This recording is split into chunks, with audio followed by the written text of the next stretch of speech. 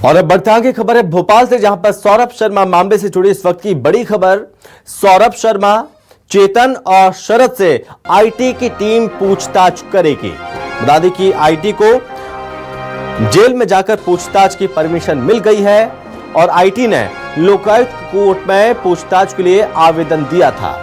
बता दें कि सोना और कैश से भरी गाड़ी को आईटी ने जब्त किया था। अब तक लोकायुक्त और ईडी तीनों आरोपियों से पूछताछ कर चुकी है, लेकिन अब इस मामले में एंट्री हो चुकी है आईटी की। हालांकि आईटी भी जांच कर रही थी मामले की, लेकिन अब आईटी पूछताछ करेगी तीनों आरोपियों से।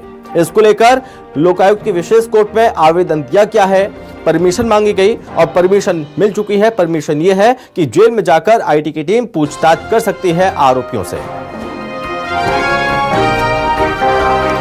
ज्यादा जानकारी के साथ संवाददाता शब्बीर हमारे साथ जुड़ रहे हैं। तो शब्बीर, पहले लोकायुक्त तो उसके बाद ईडी, अब बारी है आईटी की टीम की। जब आईटी की टीम पूछताछ करेगी सोना और कैसे भरी गाड़ी की, तो इसको लेकर परमिशन मिल गई, आवेदन लगाया गया था। बिल्कुल संभव, कल आवेदन लगाया गया था इनकम टैक्स की तरफ से कोर्ट के अंदर और ये मांग की गई थी कि हम पूछताछ करना चाहते हैं, चाहे चेतन हो, सौरभ हो या फिर शरद जायसवाल हो। और पहले से उम्मीद जताई जा रही थी कि इनकम टैक्स को पूछताछ की इजाजत मिल जाएगी, क्योंकि इस पूरे मामले में बात की जाए तो 3 जांच एजेंसियां कार्रवाई कर रही हैं, जिसके अंदर ईडी भी है, लोकायुक्त भी है और इनकम टैक्स भी है। 2 जांच एजेंसियां जो है वो पूछताछ कर चुकी है, जिसकी आपने जानकारी दी है। रिमांड मिली थी बाकायदा 7-7 दिन की।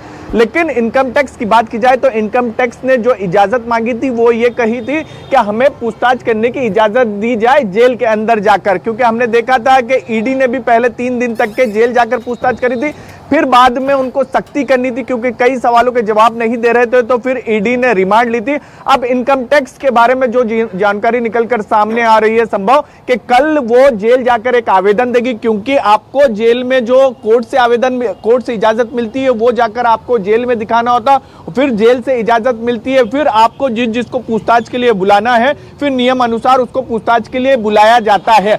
अब इस पूरे मामले में बात की जाए तो सबसे महत्वपूर्ण जो ये पूरे मामले में जो चर्चा में आया था वो आया था 10 करोड़ कैश और 52 किलो सोने के मामले में को लेकर, क्योंकि एक कार के अंदर मंडोरा के जंगलों में कार के अंदर 10 करोड़ कैश और 52 किलो सोना मिला था और उसी मामले में इनकम टैक्स की तरफ से एफआईआर दर्ज की गई थी। इनकम टैक्स उसी मामले में, इस पूरे मामले में, पूरे घटनाक्रम के मामले में बात की जाए तो इनकम टैक्स इसी को लेकर ही इस मामले में जांच कर रही है, एफआईआर दर्ज की गई। तो अब सवाल सबसे बड़ा इनकम टैक्स के सामने भी यह रहेगा कि ये सबूत जुटाए जाए कि ये 10 करोड़ कैश और 52 किलो सोना जो है वो तीनों में से किसी एक का है, क्योंकि तीनों के वकीलों ने कोर्ट में यह कह दिया है कि हमें नहीं पता है कि ये पैसा किसका है, सोना किसका है, गाड़ी चेतन सिंह की मंडोरा के जंगलों में किसने पहुंचाई, उन्हें कुछ नहीं पता।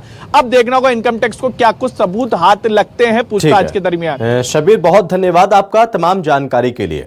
तो फिलहाल परमिशन मिल चुकी है और जेल में जाकर इनकम टैक्स की टीम सौरभ, चेतन से पूछताछ करेगी, तीनों आरोपियों से पूछताछ की जाएगी।